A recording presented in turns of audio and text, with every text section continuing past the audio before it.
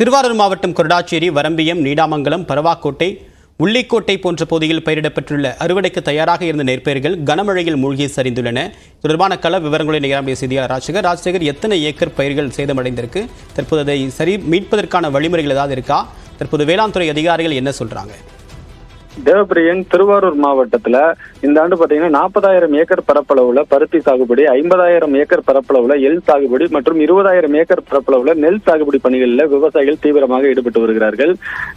தற்பொழுது திருவாரூர் மாவட்டத்துல நெல் பயிர்கள் என்பது அறுவடைக்கு தயாராக இருக்கிறது.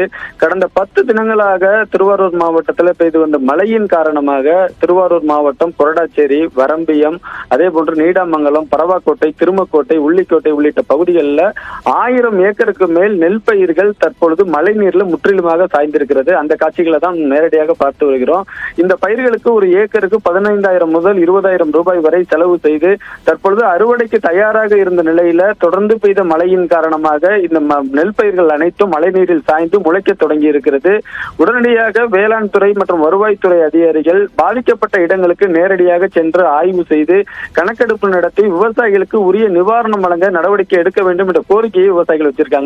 அது மட்டும் இல்லாமல் ஏற்கனவே கடந்த ஆண்டு ஜூன் மாதம் திறக்கப்பட்ட தண்ணீரை நம்பி குறுவை சாகுபடி, சம்பா சாகுபடி 2 சாகுபடி செய்த நிலையில் இறுதிக்கட்ட நேரத்தில் தண்ணீர் இல்லாத காரணத்தினால் பயிர்கள் பாதிக்கப்பட்டு மகசூல் இழப்பு என்பது ஏற்பட்டது. அப்பொழுதும் விவசாயிகள் பொருளாதார இழப்பை சந்திக்க வேண்டிய ஒரு சூழல் ஏற்பட்டது. தற்பொழுது கோடை சாகுபடி செய்திருந்த நிலையில தற்பொழுது மழை பெய்து பயிர்கள் அனைத்தும் சாய்ந்திருந்து மகசூல் இழப்பை சந்திக்க வேண்டிய ஒரு சூழல் ஏற்பட்டிருக்கிறது. அதனால் விவசாயிகளின் நிலையை புரிந்து கொண்டு விவசாயிகளுக்கு நிவாரணம் வழங்க தமிழக அரசு முன்வர வேண்டும் என்ற கோரிக்கையை விவசாயிகள் முன்வைத்திருக்காங்க. தேவபிரியன், தகவலுக்கு நன்றி ராஜசேகர்.